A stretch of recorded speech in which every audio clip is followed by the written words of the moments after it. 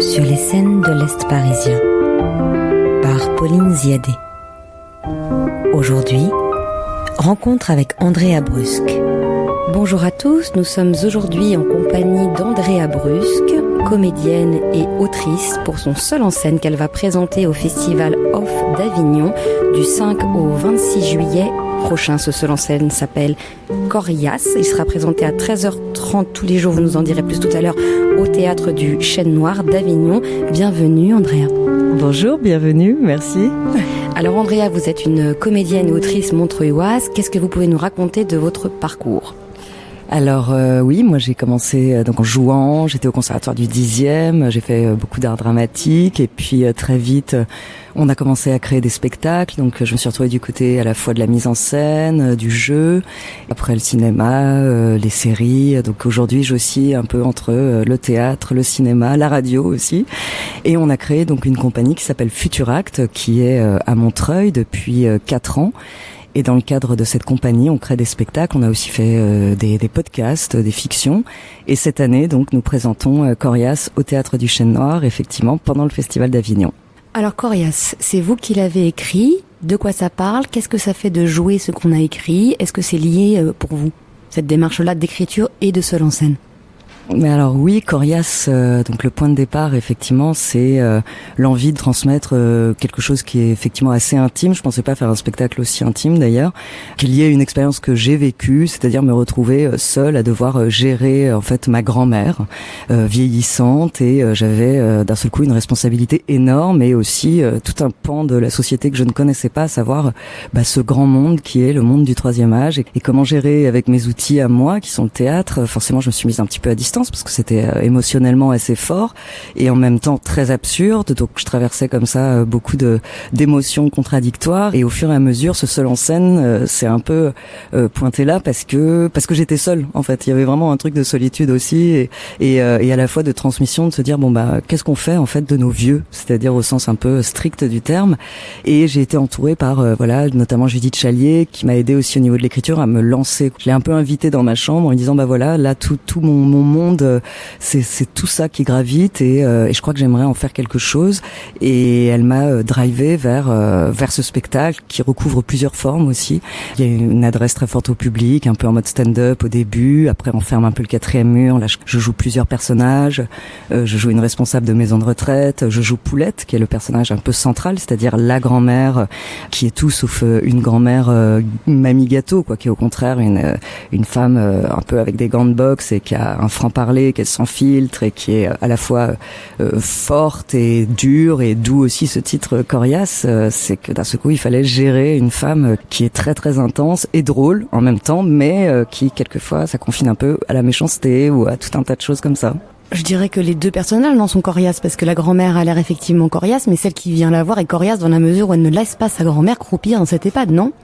C'est ça, c'est-à-dire que sa petite fille, du coup, qui a, on va dire, dans le spectacle 35 ans, doit se confronter à une société qui est coriace à son endroit, a aussi le désir de ne pas l'abandonner, mais en même temps, qu'est-ce qui nous s'offre à nous, en fait, quand on doit gérer des gens âgés? On peut pas les accueillir parce qu'on n'a pas d'espace suffisant, et puis que c'est pas culturellement, en fin de compte, complètement acquis, cette chose de vivre avec nos anciens, en fait.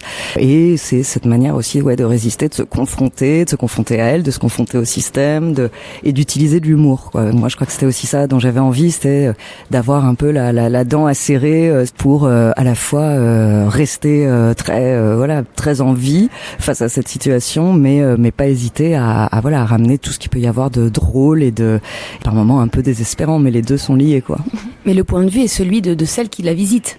Alors oui, le point de départ, c'est sous forme de narration où d'un coup une personne arrive et explique sa situation, déploie un peu son arbre généalogique en disant voilà où j'en suis et je suis un peu seule pour gérer tout ça, fait un point aussi sociétal presque sur le nombre de vieux, qu'est-ce qu'on va faire, Et ensuite, on plonge vers les personnages. Là, depuis ce personnage, on joue aussi vraiment, je joue donc le personnage de Poulette au premier degré, mais toujours en dialogue avec sa petite fille. Je joue la responsable, mais c'est toujours, oui, du point de vue, effectivement, de ce personnage qui est la petite fille, qui doit faire avancer ce pan-là de sa vie, tout en étant, évidemment, elle-même en train d'essayer de construire sa propre vie. Donc c'est un peu le choc aussi entre comment gérer notre famille et gérer notre propre existence. Et les deux sont pas faciles à mener, en fait. La mise en scène de Laurent Gutman.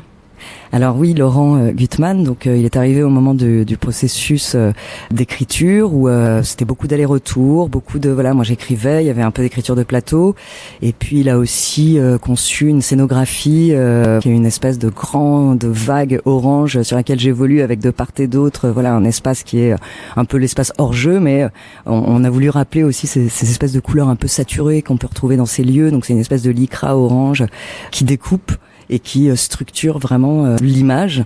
Le décor est assez dépouillé, mais il est quand même très fort. Et puis sa direction d'acteur. Moi, Laurent Gutman, j'avais déjà travaillé avec lui en tant qu'actrice. Je l'avais également assisté à la mise en scène.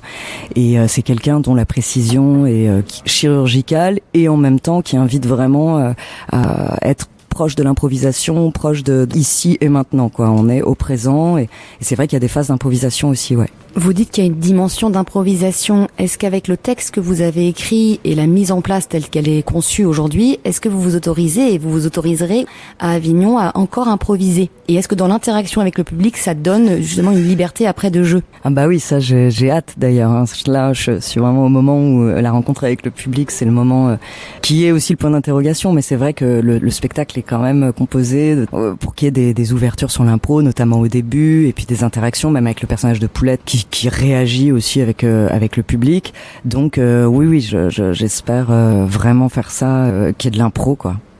Votre grand-mère est encore en vie? Ouais, tout à fait. Et je lui rends visite là justement, là dernièrement.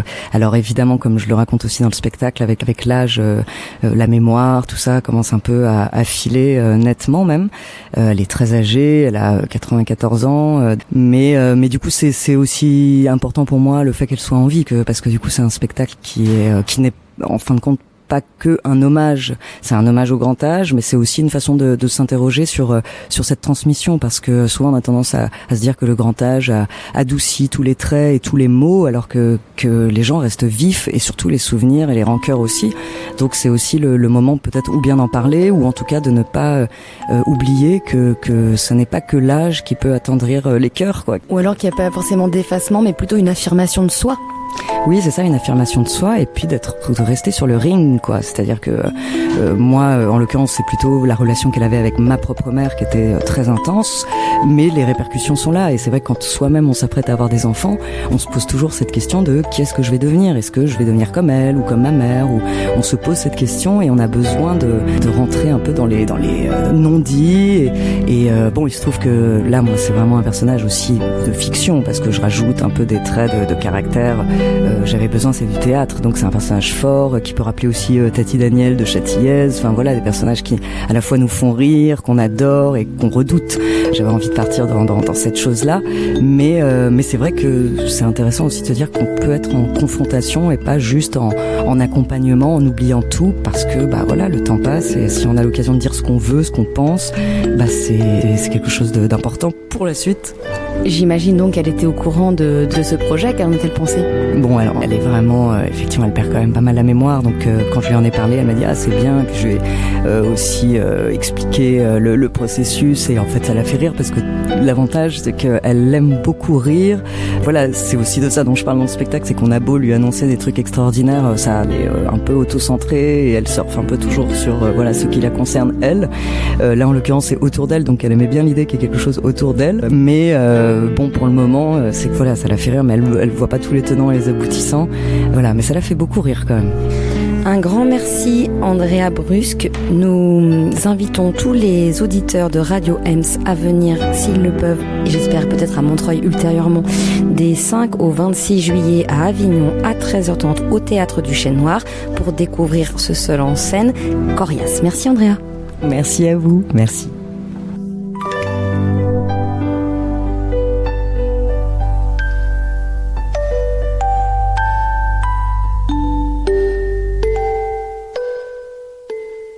C'était sur les scènes de l'Est parisien, par Pauline Ziadé. Aujourd'hui, rencontre avec André Abrusque.